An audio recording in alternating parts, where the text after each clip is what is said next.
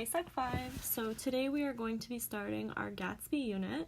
So before we actually start reading chapter 1, I wanted to talk to you guys a little bit about the novel, introduce the author, introduce the novel that we're about to read, and also talk about the unit ahead of us for the Great Gatsby. So obviously with every unit we have done assignments and book tests and stuff like that, so it's going to be along the same concept whether we're back in school or if we continue online classes. And so we're going to talk a little bit about that before we actually jump into the to the novel, to chapter 1. We are going to start reading chapter 1 today, and that I will you'll see that in a future video.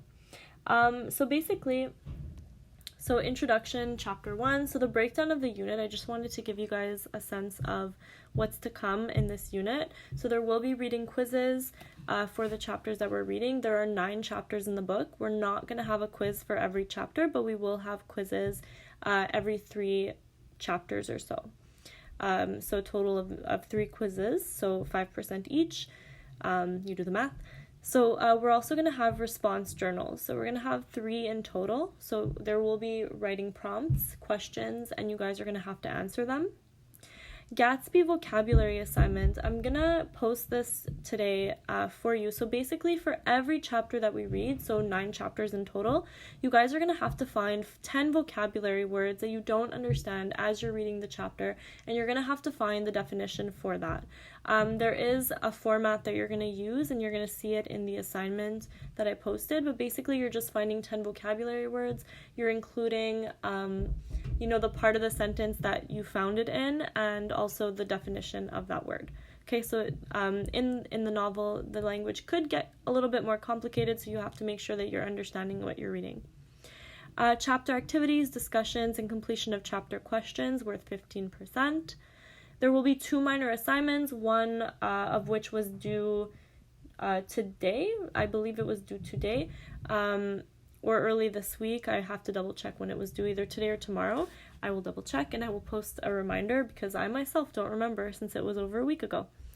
That was your Little Party, Never Hurt Nobody short story, as well as a eulogy assignment, more information on that to come, and an end of novel essay as well. So that's the breakdown of the unit. If you have any questions about it, let me know. But that is kind of looking ahead of what's to come.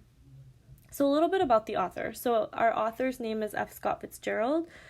He is a very well-known author. He writes a lot about the 1920s, and basically he, tends to critique the 1920s, the jazz age, in his writing. So he is a very interesting author. So he was born in Minnesota in 1896 and died in Hollywood, California in 1940. Like I said, he's famous for his depiction of the jazz age in his novels, such as The Great Gatsby. But he's also known for his own private life with his wife Zelda in the U.S. and in their time in France. So basically, funny enough, so The Great Gatsby, when it was first published in 1925, it was actually criticized, and it was considered his least famous novel, and it only became famous after his death. So he was the type of person who actually got really depressed after writing, because his writing career really only took off after his death in the 1940s. Anyways, so there's a little bit of extra material here for you, and a little bit giving context to The Great Gatsby, which was a little bit based on Fitzgerald's actual life. So he completed The Great Gatsby in 1925 in the French Riviera. So he wrote it while he was staying in the French Riviera with his family.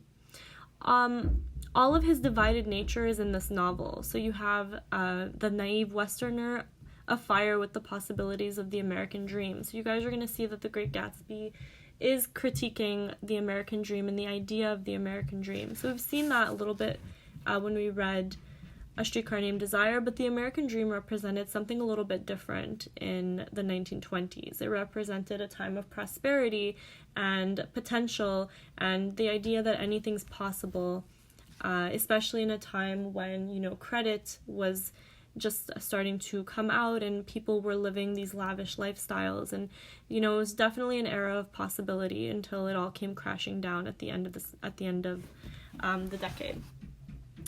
So we see the possibility of the American dream in Jay Gatsby, who is our main character, and the compassionate Yale gentleman in its narrator, Nick Carraway.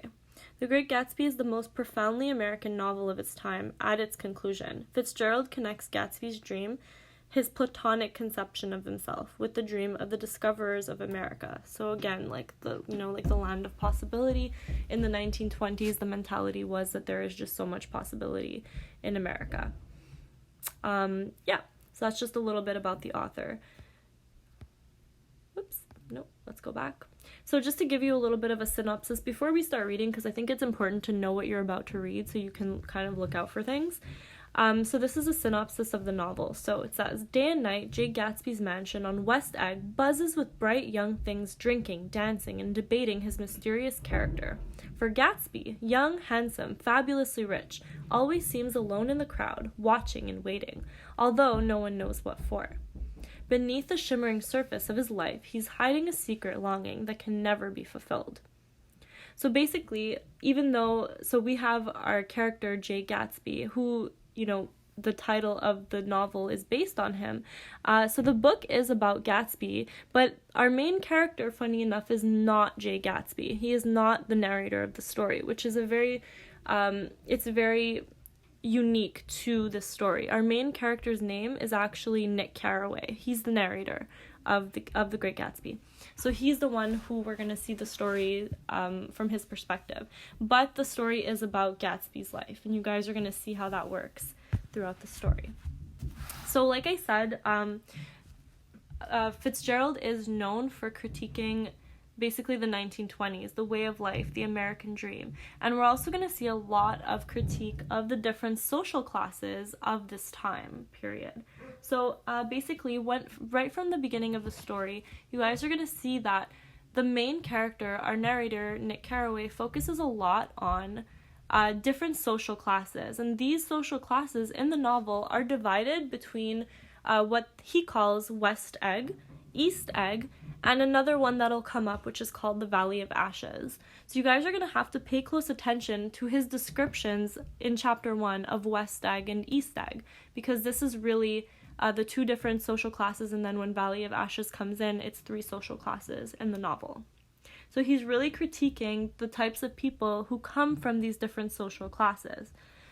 So basically, these different eggs, and you guys will have to figure out which egg is which, but basically we have the idea of old money represented in one of these eggs, new money represented in one of these eggs, and then obviously poverty, which is actually the Valley of Ashes. So you guys will see that as we're reading. The novel also talks a lot about, or it represents gender inequality as well. You're going to see that throughout the different characters.